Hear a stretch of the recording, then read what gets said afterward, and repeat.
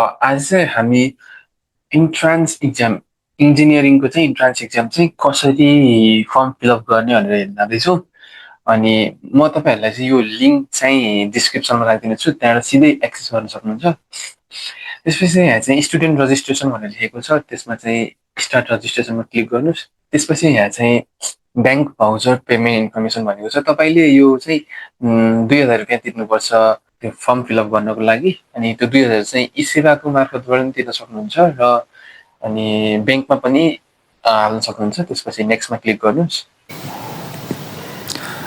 अब चाहिँ हामी ई सेवाबाट कसरी पैसा तिर्ने भनेर हेर्छौँ। पहिला सुरु चाहिँ ई सेवाको थोरै तल जानुहोस्, अनि त्यहाँ तल्लोपट्टि चाहिँ हजुरले आइओई इन्ट्रान्स इक्जाम भन्ने देख्नुहुनेछ, त्यसमा क्लिक गर्नुहोस्। तपाईँले क्लिक गरिसकेपछि अब यहाँ चाहिँ आफ्नो स्टुडेन्ट नेममा चाहिँ आफ्नो नाम राख्नुहोस्, त्यसपछि डेट अफ बर्थ राख्नुहोस्, अनि मोबाइल नम्बर हालेर चाहिँ तल्लोपट्टि प्रोसिड भन्ने हुन्छ, प्रोसिडमा थिचिसकेपछि तपाईँलाई एमपिन माग्नेछ, पिन हान्नुहोस्, त्यसपछि तपाईँले आफ्नो ट्रान्जेक्सन कोड पाउनुहुनेछ। त्यसपछि यहाँ चाहिँ अब त्यो डिटेल नोटिस दिएको छ कि कहाँ कहाँ कलेजहरू छ। अब जस्तै तपाईँ काठमाडौँ हुनुहुन्छ भने चाहिँ पुल्चोक क्याम्पस रोज्न पाइयो, थापाथली क्याम्पस रोज्न पाइयो। अनि पोखरामा कोही छ भने चाहिँ पश्चिमाञ्चल क्याम्पस डब्लुआरसी पनि भनेर चिनिन्छ। त्यसपछि हामीले नेक्स्ट गर्न सक्छौँ। त्यसपछि यहाँ चाहिँ तपाईँलाई सब इन्फर्मेसनहरू चाहिँ लेखिदिएको छ राम्रोसित सर, र एकचोटि टाइम छ भने पढ्नुहोस् होइन। त्यसपछि यहाँ चाहिँ यो क्याप्चा चाहिँ आफ्नै त्यहाँ जे आउँछ त्यही भर्नुहोस् है। यो चाहिँ सबैकोमा फरक फरक आउँछ, जस्तै मेरोमा चाहिँ यो आएको छ। अनि यो सबै पढेर चाहिँ तपाईँले चाहिँ यहाँ I agree all the terms and condition mention approve गरेर नेक्स्ट गर्न सक्नुहुन्छ। त्यसपछि हामी चाहिँ फर्म फिलअप गर्ने मेन पेजमा आउँछौँ। तपाईँले चाहिँ पेमेन्ट गरिसकेपछि एउटा ट्रान्ज्याक्सन आइडी अर्थात् भाउचर नम्बर पाउनुहुन्छ, त्यसलाई चाहिँ हेरेर राख्नुहोस्। ई सेवामा हो भने चाहिँ ट्रान्ज्याक्सन आइडी हुन्छ अथवा ट्रान्ज्याक्सन कोड हुन्छ, होइन भने उता ब्याङ्कमा गर्नुभएको छ भने भाउचर नम्बर राख्दा हुन्छ। त्यसपछि आफ्नो फर्स्ट नेम राख्नुहोस्, अनि मिडल नेम छ भने मिडल नेम, होइन है लास्ट नेम राख्नुहोस्, भइहाल्यो। आफ्नो जेन्डर सिलेक्ट गर्नुहोस् कि मेल हो कि फिमेल हो त्यो केस, अनि आफ्नो एउटा मोबाइल नम्बर कन्ट्याक्ट नम्बर जे दिँदा पनि हुन्छ।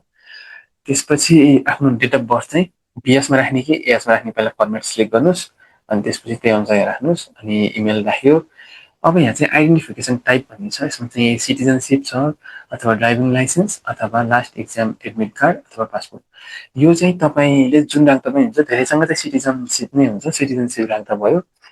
त्यसपछि तपाईँले इक्जाम दिन जाँदाखेरि चाहिँ नागरिकता चाहिँ रियल नागरिकता लिएर जानुपर्छ, किनकि तपाईँ नै हो भनेर आइडेन्टिफाई गर्नको लागि चाहिँ त्यो तपाईँको नागरिकता चाहिँ आवश्यक पर्छ। त्यसपछि नागरिकता नम्बर यहाँ राख्यो, अनि तपाईँको फोटो फोटो चाहिँ यहाँ लेखेको छ कति बाई कतिको हुनुपर्छ र कस्तो हुनुपर्छ भनेर पनि लेखेको छ।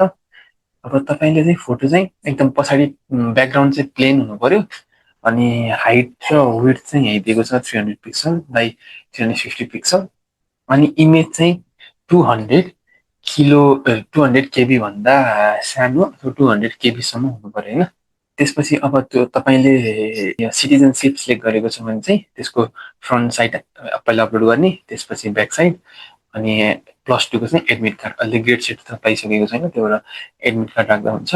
नेसनालिटी अब नेपाली हुनुहुन्छ नेपाली, होइन भने अरू कन्ट्री भइहाल्यो। पहिला प्रोभिन्स सिलेक्ट गर्नुहोस्, त्यसपछि बल्ल उता देखाउने छ कुन डिस्ट्रिक्ट हो भनेर, नत्र चाहिँ पहिल्यै डिस्ट्रिक्ट सिलेक्ट गर्नुहुन्छ भने चाहिँ देखाउँदैन। त्यसपछि आफ्नो कुन म्युनिसिपालिटी हो त्यो सिलेक्ट गर्नुहोस्, अनि आफूले कहाँबाट पढेको, अब जस्तै एसएलसी भन्नाले अहिले 12 चाहिँ कुन स्कुलबाट दिएको, बोर्ड कुन टाइपको चाहिँ नेपाल गभर्मेन्ट नै भइहाल्यो। त्यसपछि कुन जिल्लाबाट, अनि होइन, अनि जिपिए कति आयो जिपिए राखिदिनुहोस्।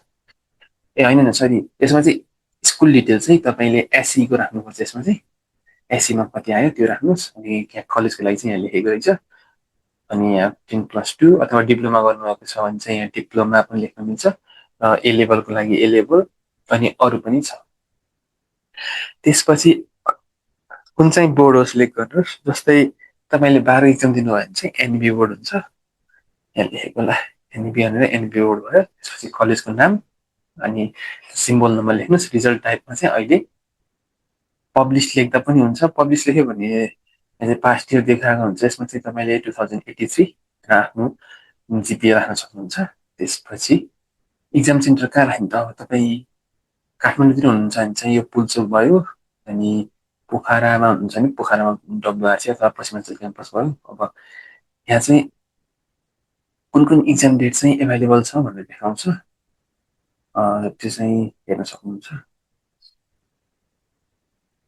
अहिले चाहिँ यो सर्प नचलेको भएर नदेखाएको होला, नत्र चाहिँ यहाँ ग्रिन र रेड देखाउँछ। अनि आफूलाई कुन दिन चाहिँ कुन सिफ्टमा दिनुपर्ने छ त्यो सिलेक्ट गर्न सक्नुहुन्छ। त्यसपछि आफ्नो गार्जेनको आफ्नो फादरको फर्स्ट नेम, मिडल नेम अथवा लास्ट नेम र मदर नाम राख्नुहोस्। त्यसपछि यहाँ जुन क्याप्चा छ त्यो क्याप्चा हालेर सेभ एन्ड प्रोसिड गर्नुहोस्। त्यसपछि तपाईँले यहाँ सम्पूर्ण इन्फर्मेसन देखाउँछ। अनि तल्लोपट्टि चाहिँ सबमिट भनेर लेखेर आउँछ।